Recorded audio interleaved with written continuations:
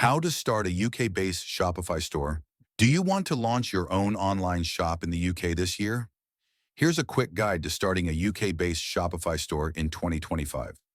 First, head to shopify.com and click Start Free Trial.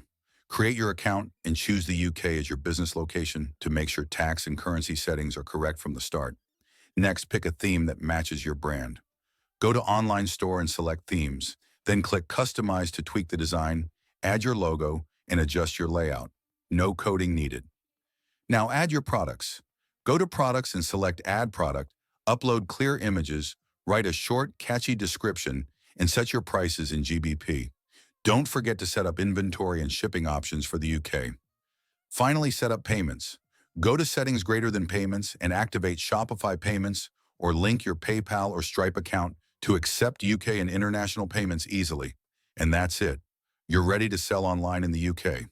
Thanks for watching.